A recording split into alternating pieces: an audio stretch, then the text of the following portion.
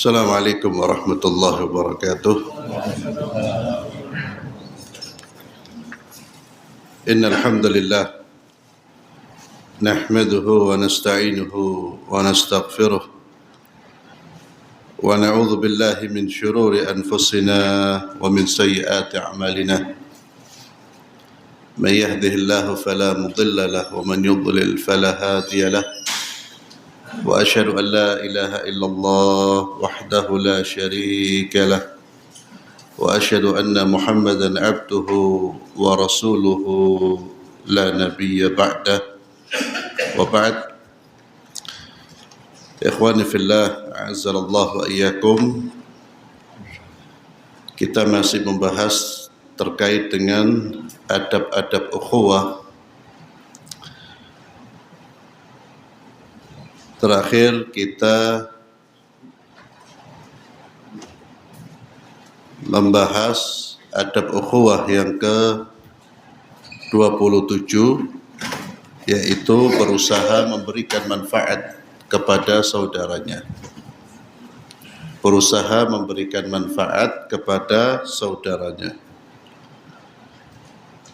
Sebagaimana sabda baginda Muhammad sallallahu alaihi wasallam, man istata'a minkum ay yanfa' akhahu falyanfa'hu. Barang siapa di antara kalian yang mampu memberikan manfaat kepada saudaranya, hendaklah ia melakukannya. Hadis riwayat Imam Muslim, yang mana manfaat ini mencakup manfaat dalam urusan agama maupun urusan dunia. Ini diantara adab ukhuwah. Kemudian poin yang ke-28 dari adab ukhuwah ini, menjaga kelestarian ukhuwah. Seorang muslim hendaknya berusaha, berupaya untuk menjaga ukhuwah, menjaga kelestarian hubungan di antara kaum muslimin. Nabi sallallahu alaihi wasallam, kita tahu sebagaimana dalam hadis-hadis yang sudah kita baca, telah mengikat orang-orang Islam sebagai orang-orang yang bersaudara.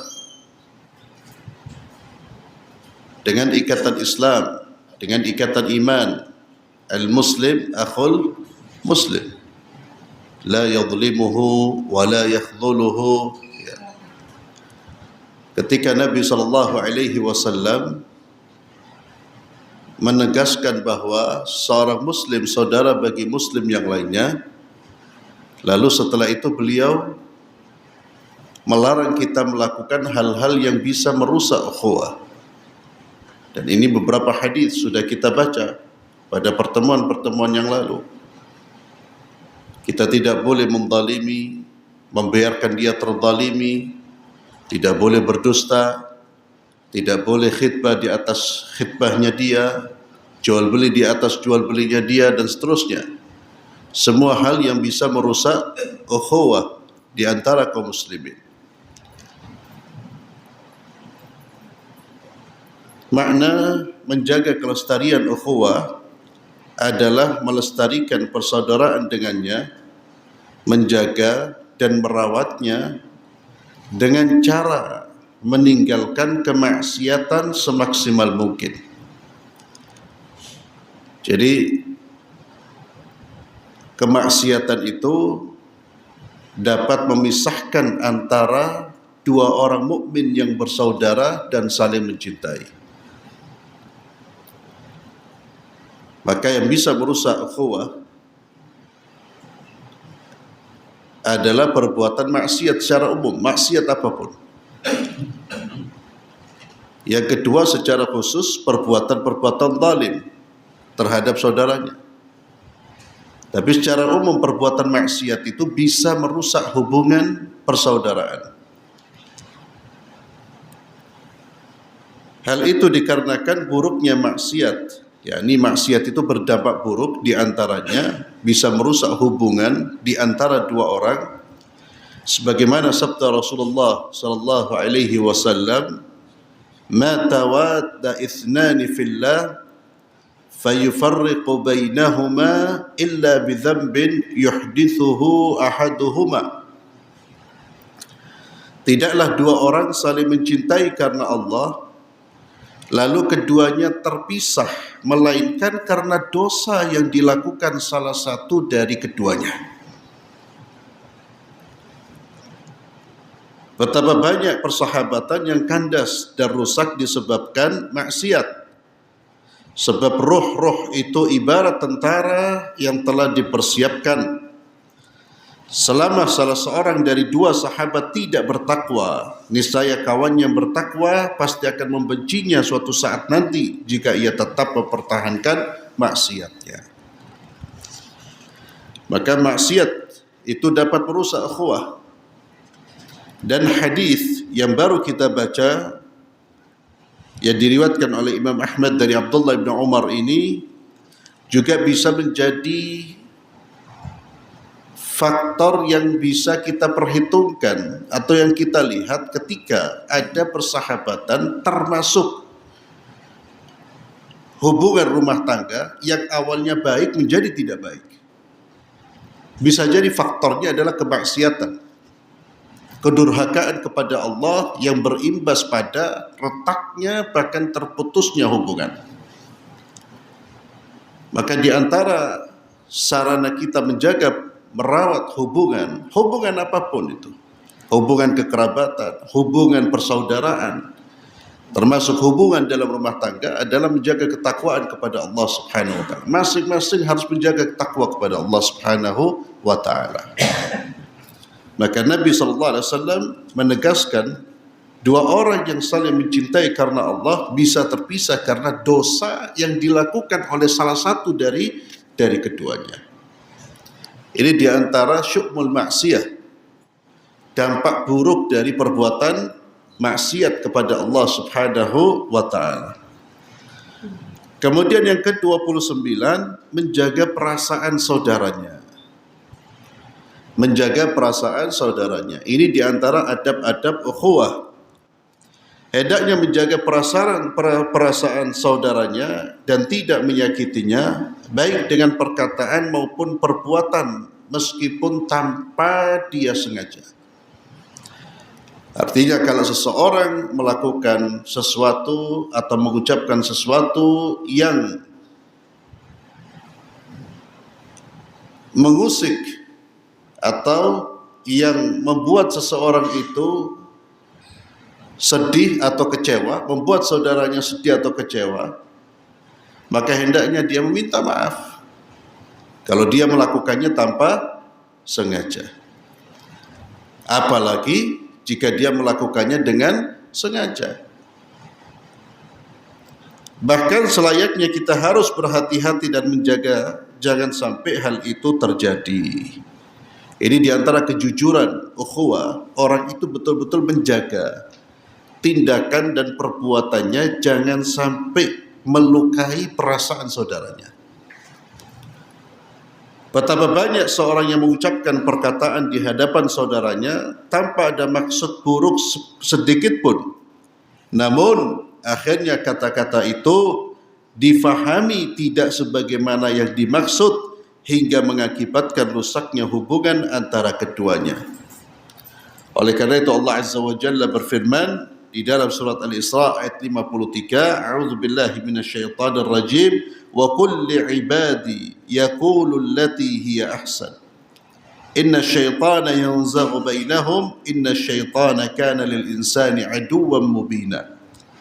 Dan katakanlah kepada hamba-hambaku, hendaklah mereka mengucapkan perkataan yang lebih baik, perkataan yang benar.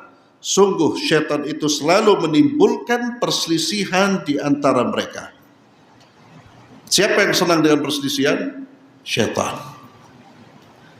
Sungguh syaitan itu adalah musuh yang nyata bagi manusia. Syaitan senang dengan perselisihan di antara manusia, Yang kemudian Allah perintahkan agar kita mengucapkan kata-kata yang baik. Karena kata-kata ini bisa dimainkan oleh syaitan untuk menyebabkan rusaknya hubungan di antara kita.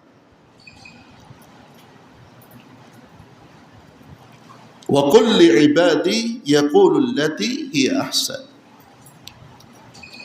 Dan kata-kata ini yang paling sering menyebabkan rusaknya dan hancurnya hubungan. Kalimat, kata-kata yang terucap. Waalaikumsalam. Itulah Nabi Muhammad sallallahu alaihi wasallam mengingatkan juga, man kana yu'minu billahi wal yawmil akhir falyakul khairan aw liyasmut. Siapa yang beriman kepada Allah dan hari akhir, hendaknya dia mengucapkan kata-kata yang baik atau diam. Atau diam. Lisan ini yang paling banyak menimbulkan masalah. Apalagi di zaman sekarang. Ya, maka tahan ucapan kita, tahan lisan kita. Jika tidak yakin bahwa ucapan ini benar, jujur, baik, maka jangan berucap, jangan ngomong. Falyakul khairan au liyasmut, atau diam. Itulah mengapa ikhwan fillah, kalau tidak ada urgensi berbicara, jangan bicara. Orang kalau banyak bicara itu nanti ada sesuatu yang akhirnya keliru. Kalau keliru tidak menyakiti orang masih bisa diperbaiki. Tapi kalau sudah menyakiti, melukai perasaan, itu yang susah. Maka seorang muslim yang benar dalam berukhuwah, menjaga persaudaraan, dia betul-betul hati-hati. Ya. Dia betul-betul hati-hati dalam berbicara dan berbuat. Kemudian tidak melalaikan penunaian hak-hak saudaranya. Janganlah kau lalai dalam menunaikan hak-hak saudaramu. Ya, kita sudah bahas hak-hak saudara kita.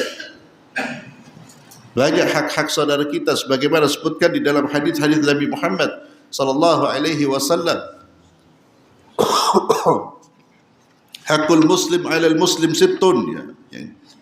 Kata Nabi, di antaranya hak seorang muslim atas muslim yang lainnya ada 6. Jika berjumpa ucapkan salam, jika dia minta nasihat, berikan nasihat. Jika mengundangmu, datanglah. Hak-hak saudara kita. Idza marida fa'udhu, jika dia sakit, jenguklah. Jenazahnya kita antar, dan seterusnya. Maka kita berupaya untuk menunaikan hak-hak saudara kita sebagaimana yang diajarkan di dalam Islam.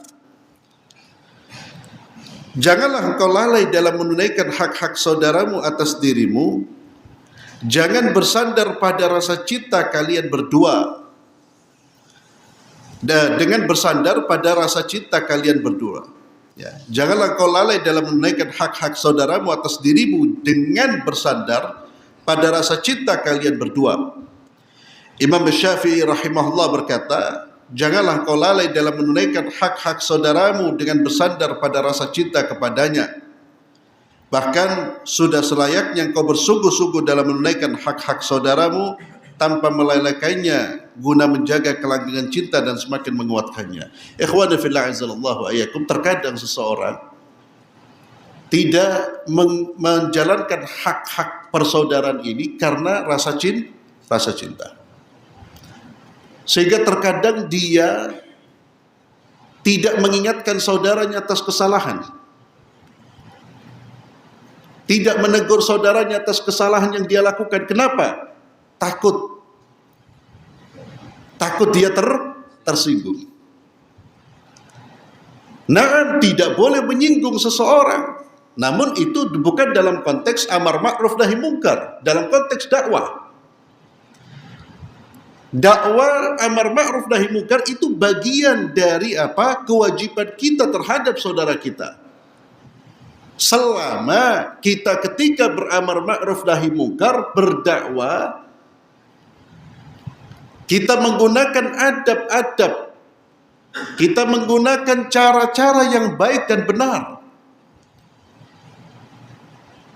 Maka jangan sampai seseorang enggan memberi nasihat karena dia menganggap bahwa nasihatnya khawatir itu bisa merusak hubungan, padahal saudaranya butuh nasihat itu.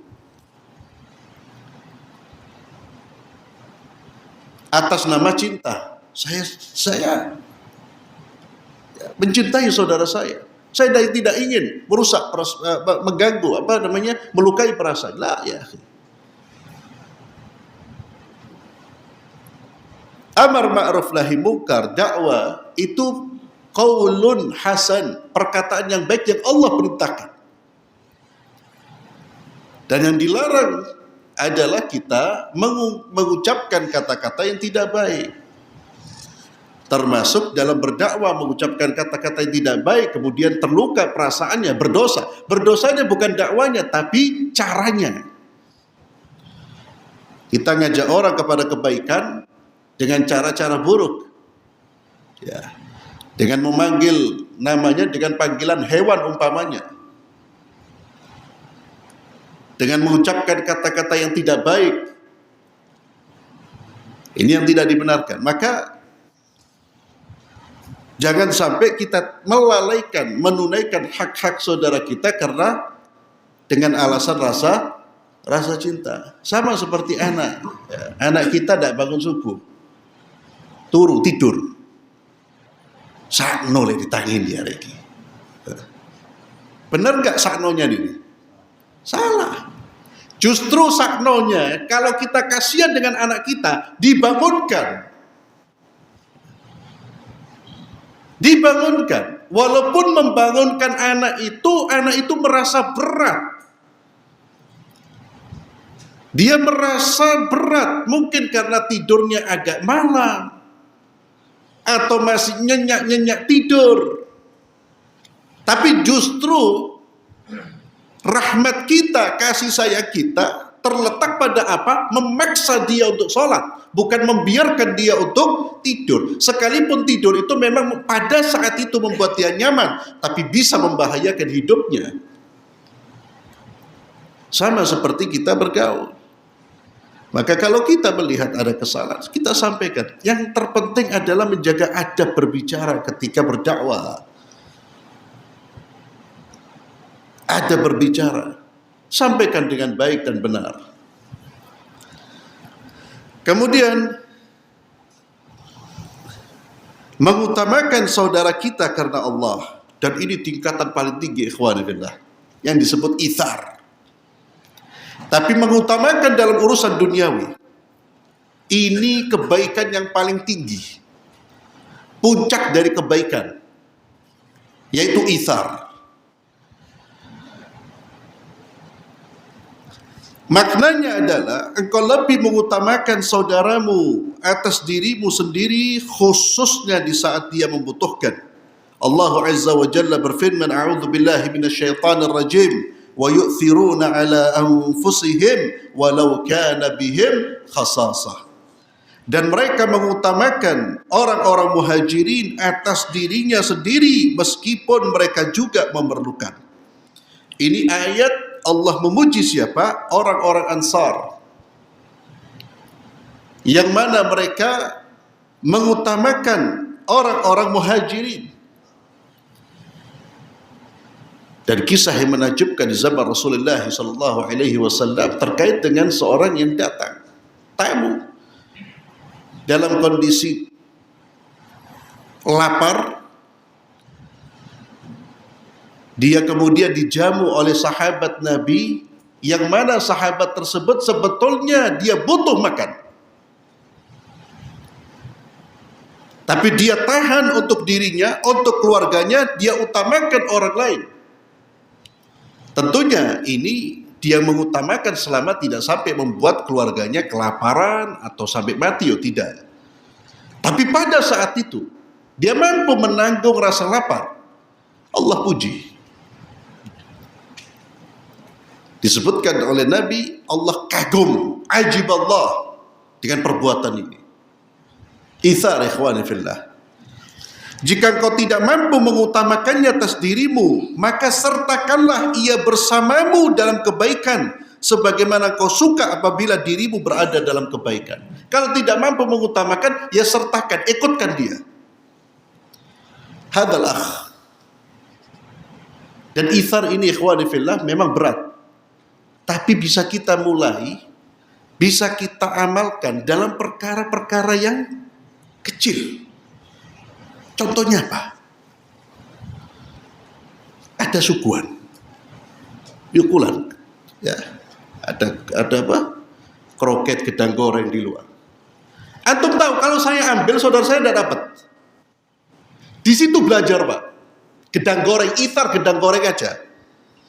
Oh, enggak, biarkan dia ngambil. Salam. Itu ithar. Itu kan perkara kecil. Gedang goreng harganya berapa? 2.000, 2.500. 2.500 tidak bisa isar, nemen inti. Apalagi tamak. Gak ribut, yuk kul pokoknya anak, yuk kul kafe. Lontek, yuk daru. Loh, hakadha terus akhfillah.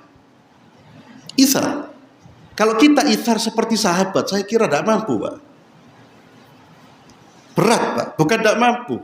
Ya, berat.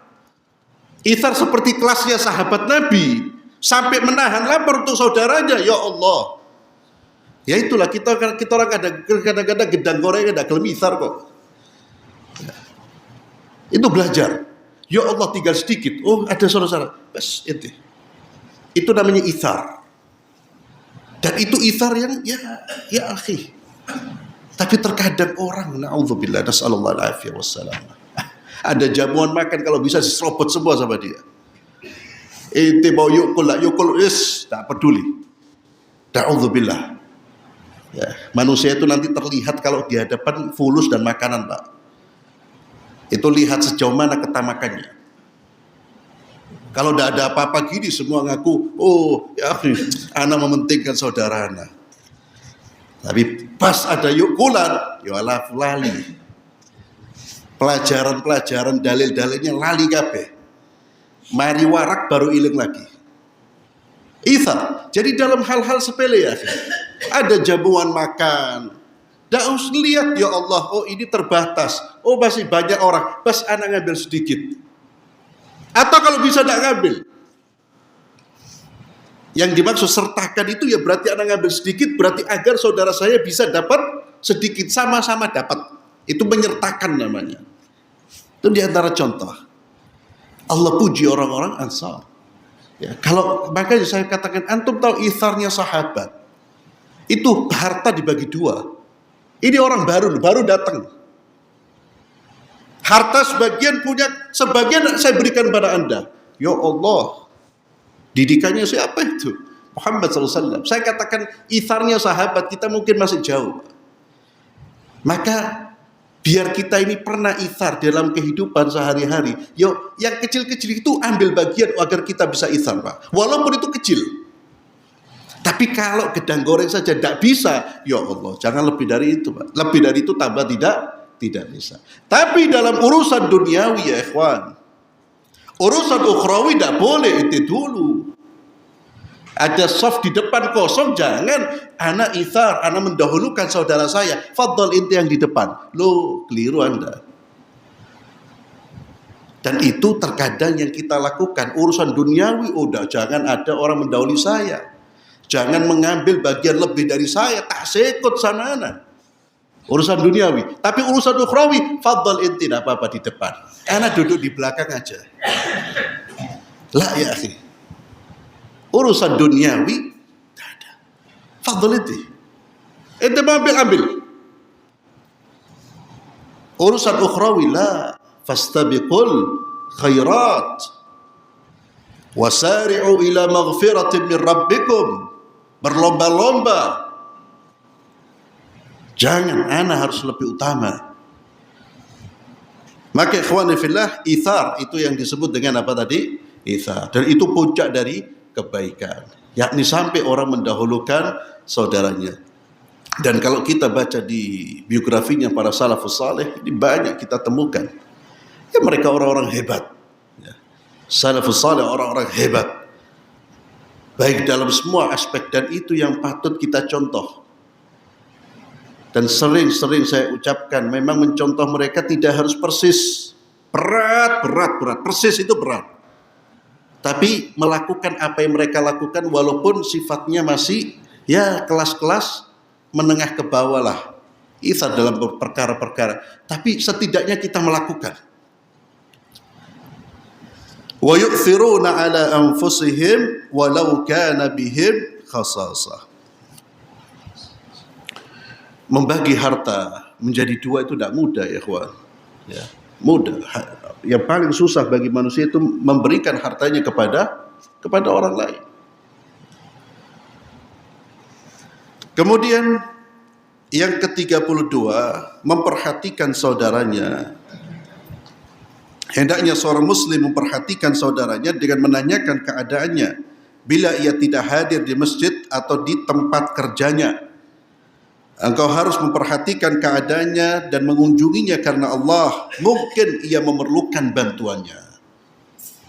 Ikhwani fillah, memperhatikan saudara kita ini juga salah satu bagian dari hak-hak ukhuwah. Dan tentunya Syekh mengatakan dengan menanyakan keadaannya, ini pertanyaan yang diajukan, pertanyaan yang jujur. Bukan hanya sekedar basa-basi. Ketika seseorang bertanya di mana si fulan, dia sudah di dalam hatinya ada niat untuk membantu. Kalau tidak, kadzib, basa-basi. Termasuk pertanyaan kaifa haluk, bagaimana kabarmu? Di masa salaf, orang yang menanyakan bagaimana kabarmu, kalau pertanyaan itu tanpa diiringi dengan niat membantu jika dia butuh bantuan, disebut pertanyaan nifaq.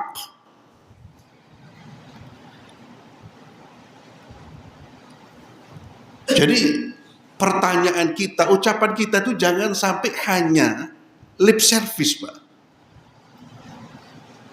Ya Allah, rejal sakno, ya sakno, keluar dari lisan kita. Apa wujud sakno kita itu? Itu yang terpenting. Wujudnya apa? Sakno tapi tidak berbuat apa-apa dia. Sakno yo, sakno. Please, sakno. Wujudnya apa? Membantu, mendoakan, memperhatikan. Maka sarah, keterus terangan, itu yang juga bagian dari kejujuran terhadap saudara kita. Jujur itu lawannya basa-basi. Basa-basi itu menunjukkan ketidakjujuran. Ya. Ada seorang ikhwan fillah meninggal dunia. Dia sakit, tinggal di tengah-tengah orang-orang kaya, tidak terurus. Ketika dikuburkan jenazahnya, beberapa orang mengatakan sakno rajal lagi, sakno. Ada satu orang yang masya Allah, itu yang saya ingat betul, sudah lama kejadiannya. Saya ingat betul itu. Dan itu nasihat buat anak pribadi. Ya Allah, betul loh ucapannya rajal.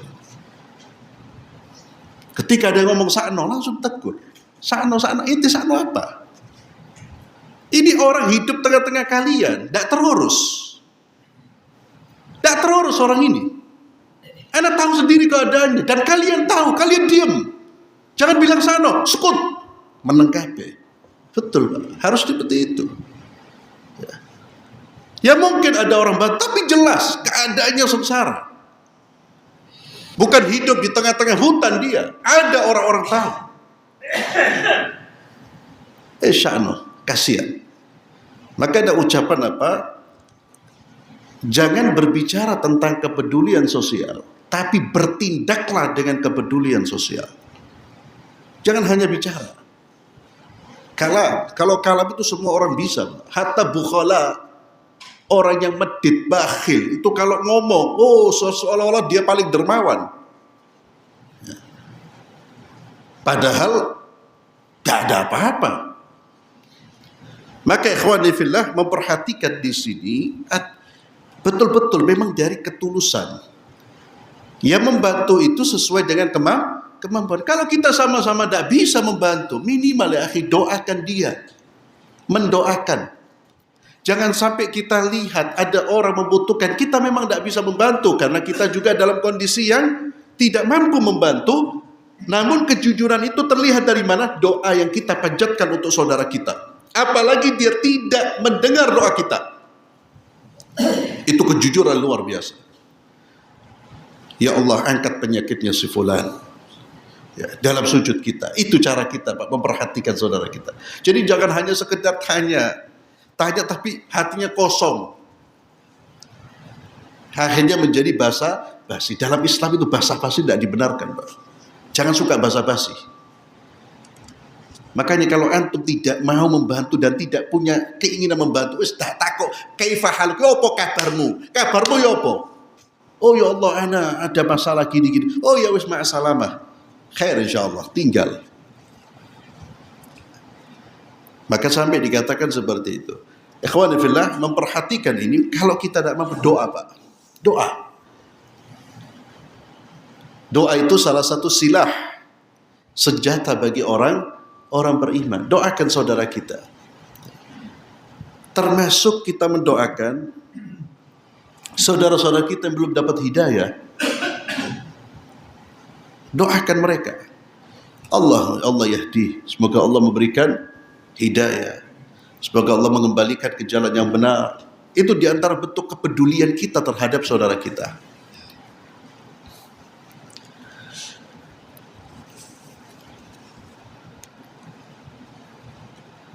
Kemudian berteman dengan sahabat-sahabat saudaranya. Berteman dengan sahabat-sahabat saudaranya. Saya punya saudara, sahabat-sahabatnya dia juga saya temani. Hendaknya engkau berteman dengan sahabat-sahabat saudaramu, khususnya jika mereka itu adalah orang-orang yang baik dan bertakwa. Al-Imam Syafi'i rahimahullah berkata, di antara tanda teman sejati adalah ia juga bersahabat dengan sahabat-sahabat temannya. Sesungguhnya itu termasuk kesempurnaan ketulusan dan penunaian hak-hak persaudaraan dengannya. Jadi bersahabat dengan sahabat saudara kita. Ini diantara kesempurnaan penunaian hak-hak saudara kita. Jadi kita bersahabat dengan sahabat saudara kita, berteman dengan teman saudara kita. Karena kalau kita umpamanya, seandainya kita punya saudara fillah, kemudian kita membenci temannya, padahal temannya bukan orang yang layak dibenci, dia akan tersinggung, dia akan ada perasaan. Kenapa kok sahib saya ini dibenci? Ini ikhwani fillah lebih ditekankan. Walaupun ini bukan masuk dalam adabul ukhwah, tapi adab berbakti kepada orang tua. Yakni berteman, bukan berteman, menyambung hubungan dengan kawan-kawan orang tua kita. Menyambung hubungan dan bersikap baik dengan kawan-kawan orang tua kita. Ini nanti masuk dalam bab adab dengan orang tua. Wabil khusus ketika orang tua sudah meninggal dunia. Cari kawan-kawan mereka, sambung hubungan dengan mereka, bersikap baiklah kepada mereka. Termasuk nanti dengan kawan-kawan istri kita. Ya, sebagaimana Nabi Muhammad SAW memperhatikan kawan-kawannya, keluarganya siapa? Khadijah. Ya. Jadi kita berteman dengan siapa? Kita memuliakan siapa? Memuliakan kawan kita, memuliakan orang tua kita dan kawan-kawan mereka. Ya. Itulah mengapa anak itu perlu mengetahui kawan-kawan orang tuanya. Siapa kawan-kawan orang tua kita? Tahu, dia harus tahu. Karena itu salah satu cara nanti dia berbakti kepada orang tuanya yang sudah meninggal dunia.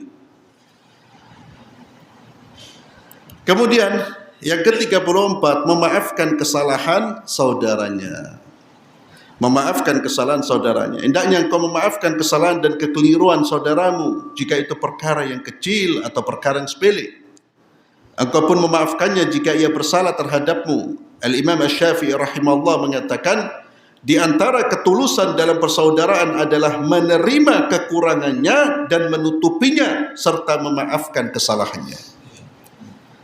Saya ulang, di antara ketulusan dalam bersaudara, dalam berukhuwah adalah menerima kekurangannya dan menutupinya. Karena tidak ada manusia yang sempurna. Semua di antara kita pasti punya kekurangan, ada aib pasti.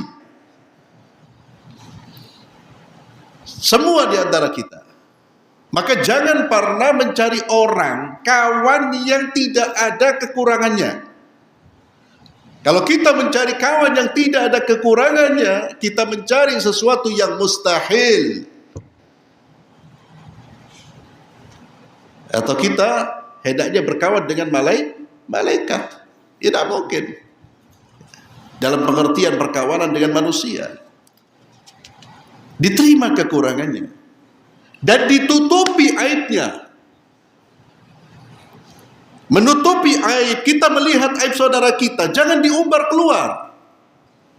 Hada khianah. Apalagi saudara kita yang kita buka aibnya itu, dia percaya dengan kita. Dia sudah memberikan kepercayaannya, menaruh kepercayaannya kepada kita. Bahwa kita adalah orang yang tidak suka mengumbar aib, ternyata di luar kita mengumbar aib. Maka aib saudara kita ditutupi. Ditutupi bukan berarti dibiarkan. Lah. Kalau aib itu terkait dengan urusan agama, penyimpangan, dia wajib memberi nasihat. Wajib memberi nasihat. Kesalahan besar sebagian dari kita, saudara kita berbuat salah, tidak diberi nasihat, tapi diumbar. Beri nasihat. Selama dia menutup aibnya, maka tutup aibnya.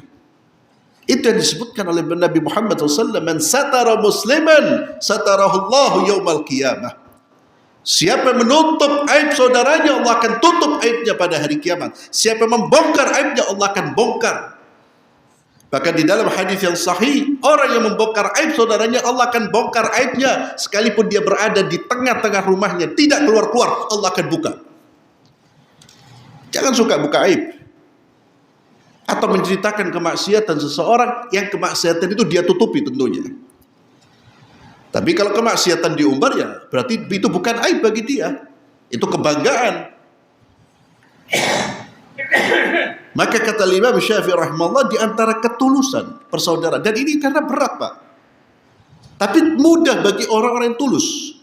Dia menerima kekurangannya dan menutupinya serta memaafkan kesalahannya. Siapa di antara kita tidak berbuat salah?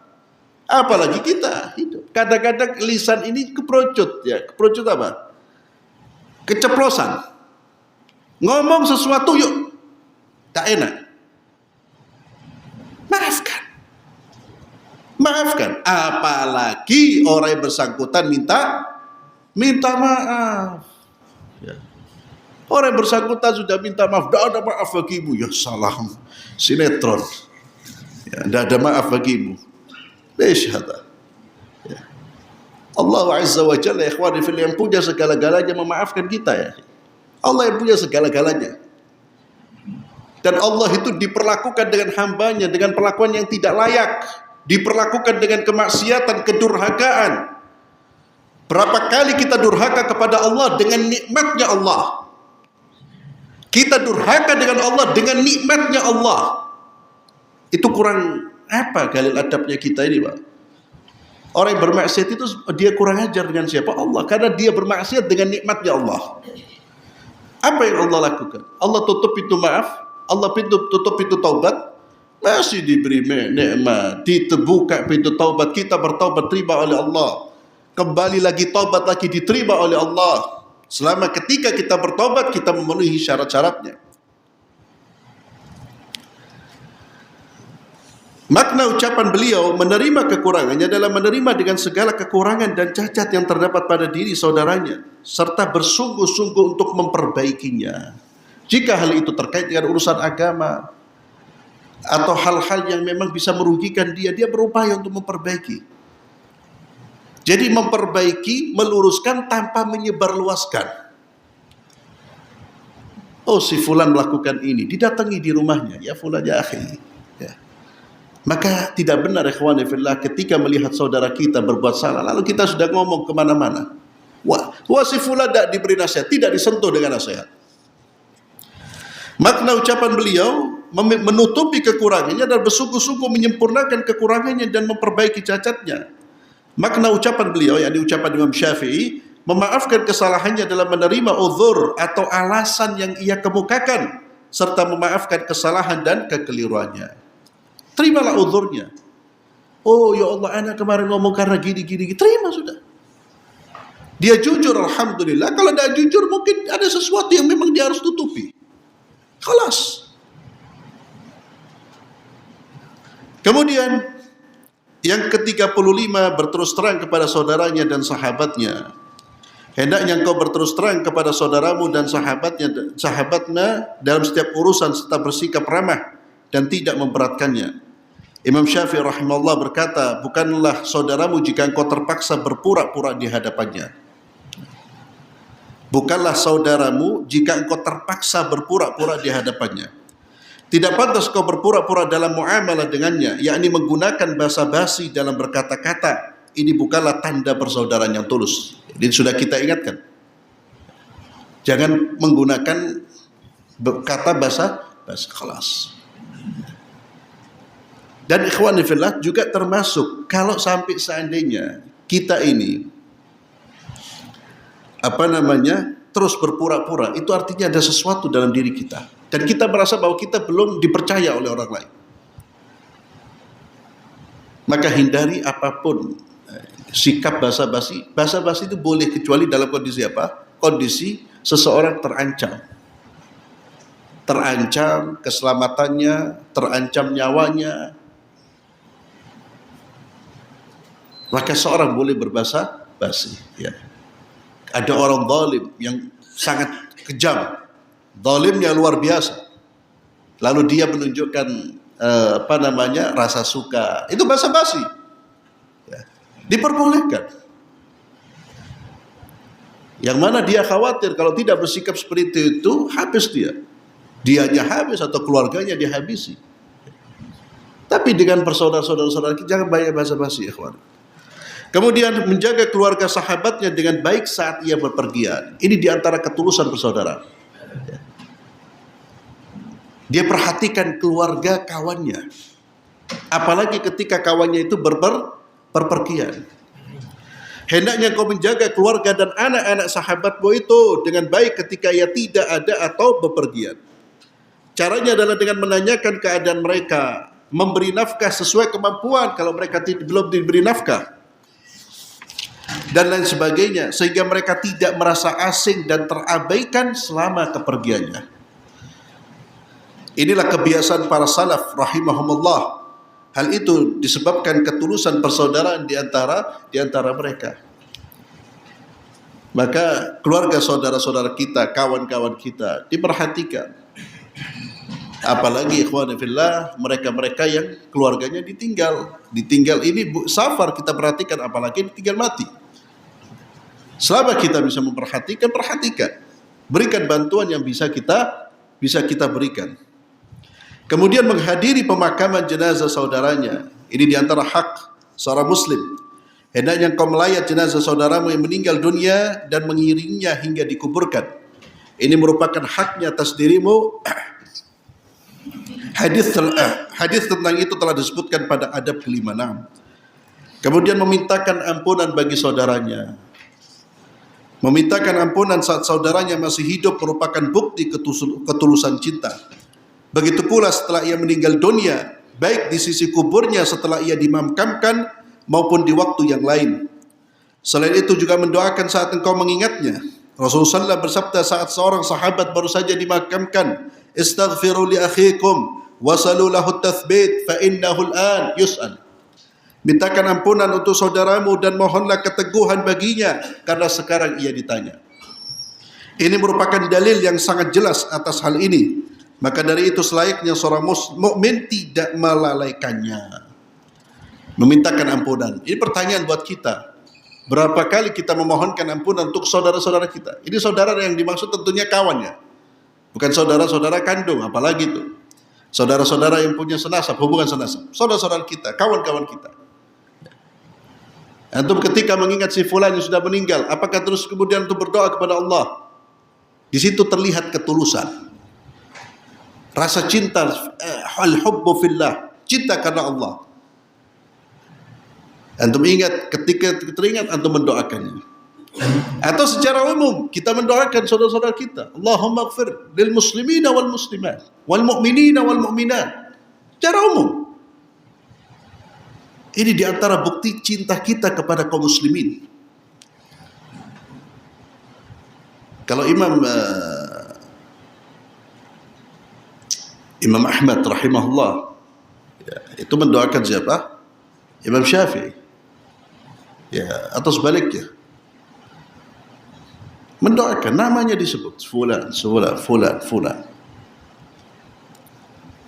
Kemudian poin yang ke-39, menjaga keluarga dan anak-anak saudaranya setelah kematiannya. Ya, tadi menjaga ketika dia safar. Dan ini menjaga keluarga dan anak-anak saudaranya. Hendaknya engkau menjaga dan memelihara keluarga dan anak-anak saudaramu setelah kematiannya, memenuhi kebutuhan mereka, menanyakan keadaan mereka, memberikan bantuan jika mereka memerlukan. Ini merupakan penyempurnaan haknya setelah ia meninggal, juga termasuk haknya dan hak keluarganya serta anak-anaknya atas dirimu. Inilah kebiasaan para salaf rahimahumullah tabaraka wa ta'ala. Kemudian yang ke-40, menyebut saudaranya dengan kebaikan. Ketika dia bicara tentang saudaranya, dia sebut dengan kebaikan. Hendaknya engkau menyebutkan saudaranya, ya, saudaramu yang dimaksud di sini. Hendaknya engkau menyebutkan saudaramu dengan kebaikan setelah kematiannya dan mendoakan rahmat atasnya ketika namanya disebutkan di hadapanmu. Si fulan rahimahullah. Inilah bukti kelanggengan persahabatan. Demikian juga tidak membiarkan seorang pun menyebutkan aibnya setelah meninggal. Yang ajib, ikhwan fillah, ada orang-orang asyik menyebutkan sahibnya. Bahkan setelah meninggal disebutkan kemungkaran-kemungkarannya. Oh, biar jaliki rahsyih, ya. Melakukan ini, melakukan itu. La haula wala quwata illa billah. Hada aib ya akhi. Aib. Dan seorang muslim mencintai saudara, tidak mungkin dia ngomong keburukan, apalagi berbeda di depan dengan di belakang. Allahu akbar, hada khianat. Hada akhlak yang paling buruk. Di depan dia terlihat baik, di belakang oh si fulan kada. Hada manusia yang paling buruk moralnya. Dzul wajhain. Dan ajibnya kita nemukan manusia-manusia kayak gini, ajib. Yang kita berpikir, ya Allah, kok bisa? Di depan Masya Allah, ya Allah, ente, Masya Allah, ente, sahib. Di belakang, si fulan ini kadang-kadang, Allahu Akbar. Wallahi ikhwani fillah, antum kalau ketemu orang seperti itu, antum akan jadi korban. Ketika dia membicarakan orang lain tidak di hadapannya, antum suatu saat akan dibicarakan tidak di hadapan antum. Maka tugas kita mengingatkan, ya syuf, antum dipercaya, antum itu sahib antum ya. Dia percaya sama antum, kif ente ngomong keburukan. Diingatkan. Dulu Masya Allah ikhwani fillah, saya punya kawan luar biasa Pak, di pesantren. Dan itu yang disebut ya, kita belajar adab itu terkadang dari apa? Dari sikap.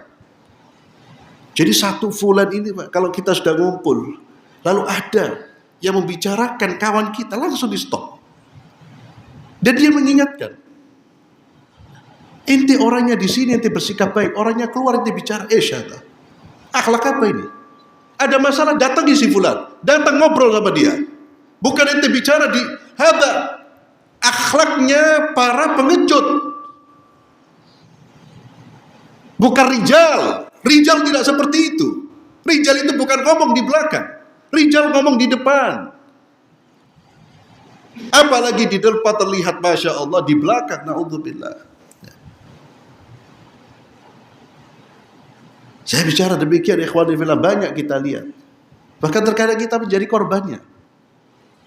Sampai heran kita, punya salah apa sama si fulan? Dan herannya kita ini karena kita dulu menganggap Ya, karena masih lugu. Kalau orang di depan kita baik, di belakang baik. Ternyata hakata manusia. Hakata manusia. Na'udzubillah. Maka ikhwani fillah menyebut saudaranya dengan kebaikan. Dia punya aib, dia punya salah, bukan dijadikan sebagai bahan obrolan. Ghibah, kita jatuh pada apa? Dosa besar yang namanya ghibah. Ghibah itu keji loh.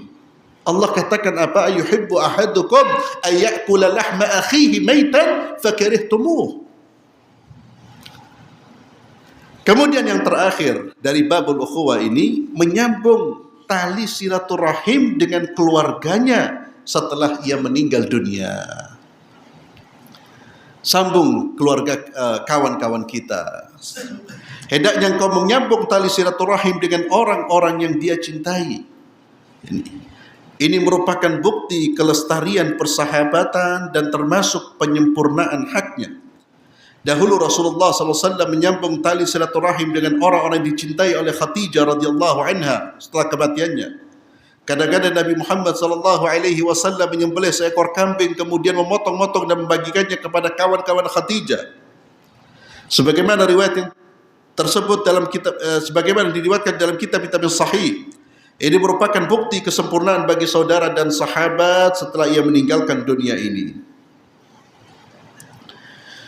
Inilah bahasan akhir dari apa yang telah dimudahkan bagiku dari adab-adab yang berkaitan dengan ukhuwah, dan jumlahnya ada 41 adab ya. Mudah-mudahan bisa kita ingat ini adab-adab ini, dan tentunya mudah-mudahan bisa kita amalkan. Walhamdulillahirabbil alamin. Ya, kemudian di sini beliau Syekh Abdul Aziz memberikan referensi tambahan, tapi saya kira sudah cukup, Pak. Ya, maksudnya referensi tambahan buat kita untuk baca. Ya, saya kira 41 ini ya dibaca, diamalkan dulu. Beliau mengatakan ada beberapa referensi referensi terkait dengan masalah akhlak, al-akhlaqul islamiyah karena Abdurrahman al-Bidani, al-adab karya al-Baihaqi, adabud dunya wad din karya al-Mawardi, al-adab syar'iyyah karena Ibnu Muflih, al-ukhuwah karya Jarullah Jasim al-Muhallil dan Abdullah Nasirwan dan seterusnya. Wallahu alam bissawab. Kita tutup majlis kita di pagi hari dengan doa kafaratul majlis. Subhanakallahumma wa bihamdika asyhadu an la ilaha illa anta astaghfiruka wa atubu ilaik. Assalamualaikum warahmatullahi wabarakatuh.